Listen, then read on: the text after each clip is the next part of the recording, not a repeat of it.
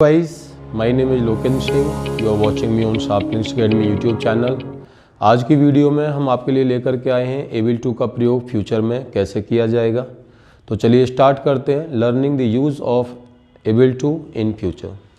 Friends, able to का future में use करने के लिए सबसे पहले हमें फिर वाक्य की पहचान को समझना होगा। कौन सा वाक्य होगा, कैसा होगा, जिसको हम एबल टू के साथ में फ्यूचर में ट्रांसलेट करें। तो यहाँ पर हमने कुछ पहचान लिखी हुई हैं जो आप देख सकते हैं।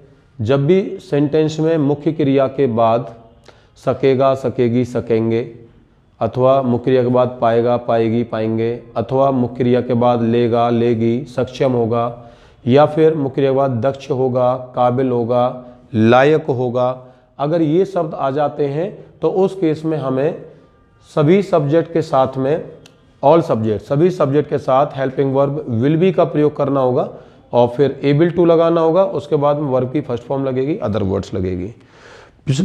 आपको हमने एबल टू के पास्ट में और प्रेजेंट में भी यूज बताया था, तो वहाँ भी हमने आपको बताया था कि एबल टू के बाद में वर्ब की फर्स्ट फॉर्म लगती है। अब हमने प्रेजेंट में यूज किया, पास्ट में यूज किया, फ्यूचर में यूज कर रहे हैं, तो एबल टू के बाद में कॉमन ये है कि वर्ब की फर्स्ट फॉर्म ही आएगी। बस तीनों केस में हमने एक ही चीज़ देखा कि हेल्पिंग वर्ब हमारी चेंज हुई। प्रेजेंट में हमने जेएमआर किया, पास्ट में वाज वर कर दिया और फ्यूचर में विल बी कर दिया।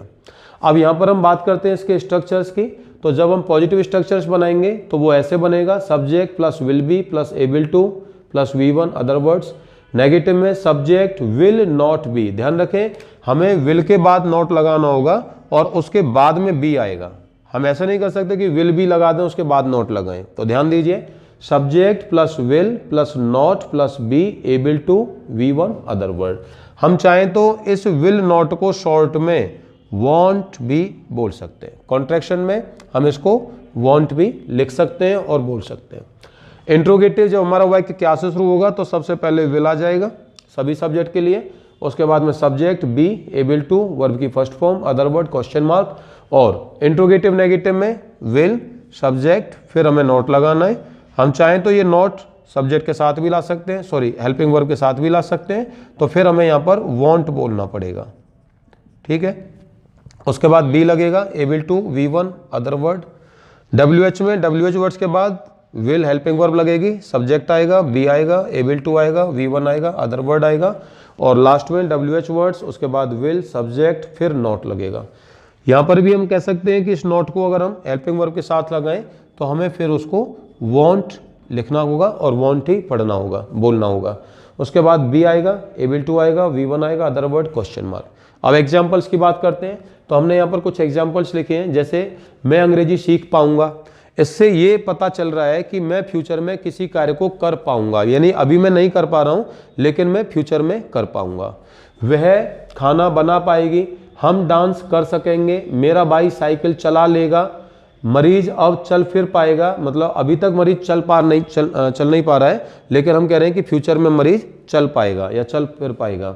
वे पैसा कमाने में सक्षम होंगे, हम अंग्रेजी सीख पाएंगे, वह मेरी मदद कर पाएगा, मैं तुम्हारा प्रोग्राम अटेंड कर पाऊंगा, वह मुझसे बात कर पाएगी, हम अंग्रेजी सीख पाएंगे, वह किताब पढ़ लेगी, वह काम कर लेगा, हम काम कर लेंगे। इन सभी सेंटेंस में हम देख रहे हैं कि सब्जेक्ट जो है फ्यूचर में किसी कार्य को, किसी एक्शन को, किसी वर्ब को करने में सक्षम होगा अथवा करने के लायक होगा अथवा वह उसे फ्यूचर में कर पाएगा।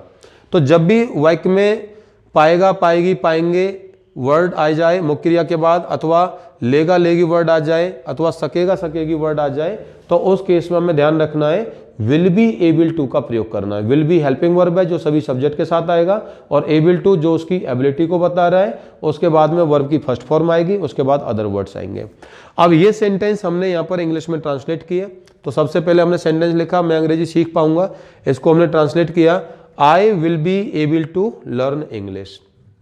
हम डांस कर सकेंगे, we will be able to dance. मेरा भाई साइकिल चला लेगा, my brother will be able to ride cycle. मरीज अब चल फिर पाएगा, the patient will be able to walk now. वे पैसा कमाने में सक्षम होंगे, they will be able to earn money. तो इस प्रकार से हमने यहाँ पर ये ट्रांसलेशन कर दिया है। अब एक एग्जाम्पल अगर हम कोई लेते हैं और उसको हम सभी नेगेटिव इंट्रोगेटिव में बनाना चाहें तो ऐसे बनेगा, जैसे मैंने बोला हम डांस कर सकेंगे, कैसे बनेगा? We will be able to dance. Negative, we won't be able to dance.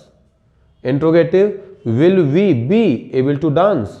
Interrogative negative, will we not be able to dance और won't we be able to dance. WH, when will we be able to dance? WH negative, when will we not be able to dance और when won't we be able to dance। ऐसे हम translate कर सकते हैं। अब आपको English सीखने के लिए क्या करना है कि हमने आपको जो 3 वीडियोस के माध्यम से प्रेजेंट, पास्ट और फ्यूचर में एबल टू का प्रयोग पढ़ाया है। अगर आपने पुरानी तो आप डिस्क्रिप्शन लिंक में जा करके वहाँ से अपनी वीडियोस एबल टू का प्रयोग पास्ट में और प्रेजेंट में देख सकते हैं, अथवा प्लेलिस्ट में जाकर के भी वीडियोस देख सकते हैं। तो आपको इंग्लिश सीखने के लिए क्या करना है कि जो भी यूज आपको पढ़ाया जा रहा है उस यूज का कॉन्सेप्ट समझिए और उस यूज को फिर अपनी लाइफ से रिलेट कीजिए। आप देखिए कि उस प्रकार का एग्जाम्पल क्या आपकी डेली रूटीन लाइफ में, आपकी पर्सनल लाइफ में, आपकी प्रोफेशनल लाइफ में, आपके फ्रेंड सर्किल में, फैमिली में, स्कूल में, कॉलेज में, पब्लिक प्लेस में, क्या वहाँ पर ऐसे एग्जाम्पल्स आपके मुंह से, आपकी जुबान से निकलते हैं लोगों से कम्युनिकेट करते समय, बात करते समय, जिनको आप स्ट्रक्चर्स के माध्यम से इंग्लिश में ट्रांसलेट कर सकते हैं। फॉर एग्जाम्पल, जैसे आपने कहा मैं समय से आ पाऊंगा, तो मैं समय से आ पाऊंगा या मैं समय पर आ जाऊंगा, यानी कि मैं समय पर आने में सक्षम हूंगा। तो उसको हम ट्रांसलेट करने के लिए हम देख सकते हैं कि उसके माध्यम से, इसको हम स्ट्रक्चर के माध्यम से हम बना सकते हैं। तो मैं बोल सकता हूं I will be able to reach on time. ठीक है, अब इसका हम नेगेटिव इंट्रोगेटिव बना सकते हैं। हम लाइफ में कितने कार्य ऐसे हैं जिनको कर पाते हैं, जिनको कर पाए और जिनको कर पाएंगे। जिनको कर पाते हैं वो प्रेजेंट में बनेगा, जिनको हम कर पाए वो पास्ट में बनेगा और जिनको हम कर पाएंगे वो सब फ्यूचर में बनेगा।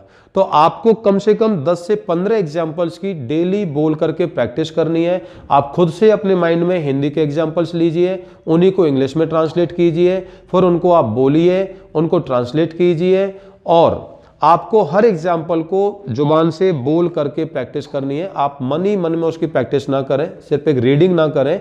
कोई भी एग्जाम्पल ऐसे ही आप सोचिए और उसको फिर इंग्लिश में ट्रांसलेट कीजिए और उसको बोल बोल करके प्रैक्टिस कीजिए। आपको 100% अपने कम्युनिकेशंस में इम्प्रूवमेंट मिलेगा। और हमारा चैनल देखते रहिए। आपको वीडियो अच्छी लगी तो please like our channel, subscribe our channel and share our channel. Thank you for watching sharpness academy YouTube channel.